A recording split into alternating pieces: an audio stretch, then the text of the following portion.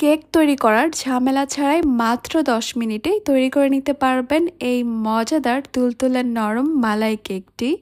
আসসালামু আলাইকুম everyone, welcome to Afsara's mini kitchen. দুনিয়ার সবচেয়ে সহজ আর সবচেয়ে মজাদার ডেজার্ট বা মালাই কেক মনে হয় এটাই। এটা যতবার তৈরি করেছি সবাই খুবই পছন্দ করেছে। ঘরেই থাকা 2 থেকে 3টি উপকরণে তৈরি করে নেওয়া যাবে এই মজাদার মালাই কেক বা ব্রেড মালাই ডেজার্ট। প্রথমে আমি দুধের মালাইটা তৈরি করব। একটা প্যানে নিয়ে নিচ্ছি 2 টেবিল চামচ চিনি। মালাইয়ের কালারটা যেন অনেক বেশি সুন্দর হয়, তাই প্রথমে এই চিনিটা দিয়ে ক্যারামেল তৈরি করে নিব। আমি একটা নন স্টিকের প্যান নিয়েছি, তাই এখানে চিনির মধ্যে কোনো রকমের পানি দিইনি। চিনিগুলো কিন্তু একাই গলতে থাকবে আর ক্যারামেলের কালারটা আসা শুরু করবে। যদি নর্মাল প্যান নেন তাহলে এই চিনির মধ্যে 1 থেকে 2 চা চামচের মতো পানি দিয়ে দিতে পারেন।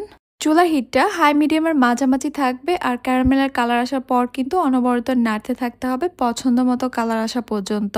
খেয়াল রাখতে হবে ক্যারামেলটা যেন কোনোভাবেই পুড়ে না যায়, তাহলে কিন্তু মালাইটা খেতে তিতা লাগবে। পছন্দ মতো কালার চলে আসলে এখানে আমি দিয়ে দিব 3 কাপ লিকুইড দুধ। দুধটা দেওয়ার সঙ্গে সঙ্গেই কিন্তু ক্যারামেলটা জমে যাবে, তাতে করে ভয় পাওয়ার কিছু নেই। কিছুক্ষণ নেড়েচেড়ে জাল করে নিলেই কিন্তু ক্যারামেলটা গলে দুধের সঙ্গে খুব ভালোভাবে মিশে যাবে। ক্যারামেলটা গলে গেলে খুবই সুন্দর একটা কালার আসবে। আর আপনারা যদি এই কালারটা না চান, মালাইয়ের কালার যদি সাদাই রাখতে চান, তাহলে এই ব্যাপারটা টোটালি বাদ দিতে পারেন। এরপর এখানে মিষ্টির জন্য চিনি দিয়ে দিব 1/4 কাপ। 1/4 কাপ চিনিতে খুব একটা বেশি মিষ্টি হবে না, তাও কিন্তু আপনারা আপনাদের পছন্দ মতো চিনিটা বাড়িয়ে কমিয়ে অ্যাডজাস্ট করতে পারবেন। এবার দিয়ে দিচ্ছি এখানে আমি 1/3 কাপ গুঁড়া দুধ। গুঁড়া দুধটা দিলে অনেক বেশি সময় ধরে জাল করে মালাইটাকে ঘন করতে হবে না। এবার অনবরত নেড়ে চেড়ে দুধ চিনিটাকে খুব ভালোভাবে মিশিয়ে নিব। আপনারা কিন্তু চাইলে এই মালাইয়ের মধ্যে ফ্লেভারের জন্য এলাচ গুঁড়া দিতে পারেন অথবা আস্ত এলাচও দিতে পারেন, তবে আমার কাছে মালাইয়ের মধ্যে মালাইয়ের ফ্লেভারটাই বেশি ভালো লাগে, অন্য কোনো ফ্লেভার আর ভালো লাগে না। যেহেতু এখানে গুঁড়া দুধ দিয়েছি, তাই অনেক বেশি সময় ধরে জাল করে এই মালাইটাকে ঘন করতে হবে না। 3 কাপ লিকুইড দুধ কমে 2 কাপে চলে আসলেই কিন্তু আমাদের মালাইটা তৈরি হয়ে যাবে। এর চেয়ে আর বেশি ঘন করলে কিন্তু পাউরুটির মধ্যে মালাইটা ঢুকতে চাইবে না। চুলার হিটটাকে মিডিয়ামে রেখে প্রায় 7-8 মিনিটের মতো অনবরত নেড়ে চেড়ে দুধটাকে জাল করে নেওয়ার পর কিন্তু আমাদের এই মালাইটা তৈরি হয়ে গেছে। এবার এই মালাইটাকে আমি চুলা থেকে নামিয়ে নিচ্ছি। আজকের মালাই কেকটা তৈরি করার জন্য 6 থেকে 8 পিসের মতো পাউরুটি লাগবে।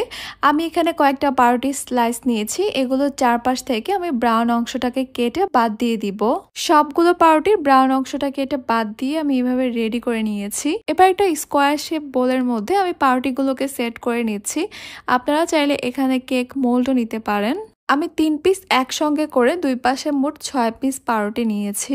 এবারে পাউরুটিগুলোর উপরে আমি মালাইটা দিয়ে দিচ্ছি, তবে মালাইটা খুব অতিরিক্ত গরম না, কিছুটা ঠান্ডা হয়েছে। আবার একদম ঠান্ডা মালাইও কিন্তু এখানে দেওয়া যাবে না। যতটুকু মালাই তৈরি করেছিলাম সবগুলো মালাই কিন্তু আমি এখানে দিয়ে দিচ্ছি। মানে মালাইটা এভাবে দিতে হবে পাউরুটির পিসগুলো যেন মালাইয়ের মধ্যে খুব ভালোভাবে ডুবে থাকে।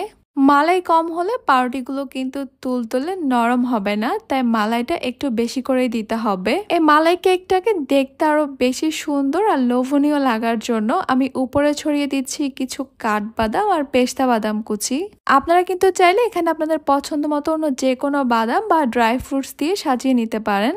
আপনারা কিন্তু দেখতেই পাচ্ছেন এখনই বেশ অনেকটা মালাই ব্রেড টেনে নিয়েছে। আমি আরো কিছু পেস্তা বাদাম দিয়ে দিচ্ছি, আমি আরো কিছু কাঠবাদাম পেস্তা বাদাম কুচি দিয়ে দিচ্ছি। দেখতে কিন্তু বেশ ভালোই লাগছে। এবার আপনারা চাইলে কিছুক্ষণের মধ্যেই কিন্তু এই ব্রেড মালাই কেকটা পরিবেশন করতে পারেন, অথবা চাইলে ফ্রিজের নর্মাল চেম্বারে কিছুক্ষণ রেখে কিছুটা ঠান্ডা করে খেলে অনেক বেশি দারুণ লাগে। আমি তো কিছুক্ষণ ঠান্ডা করেই পরিবেশন করব, কারণ যে কোনো ডেজার্ট একটু ঠান্ডা ঠান্ডা খেতেই বেশি ভালো লাগে। এই মালাই কেকটা খেতে এত বেশি তুলতুলে নরম হয়েছে, আপনারা যদি একবার বাসায় তৈরি করে খান তাহলেই শুধুমাত্র বুঝতে পারবেন। যতবার আপনারা এই মালাই কেকটা মুখে দিবেন আপনাদের কাছে মনে হবে অমৃত কিছু একটা যেন খাচ্ছেন। অনেক বেশি সফট আর অনেক বেশি তুলতুলে নরম হয়েছে এই ব্রেড মালাই কেকটা। আমি একদমই সহজভাবে একটা ডেজার্ট রেসিপি শেয়ার করেছি। আশা করছি আমার আজকের রেসিপি আপনাদের কাছে খুবই ভালো লেগেছে আর আপনাদের কাজেও আসবে। তাহলে আজকে এই পর্যন্তই। সবাই অনেক বেশি ভালো থাকবেন, সুস্থ থাকবেন। আল্লাহ হাফেজ।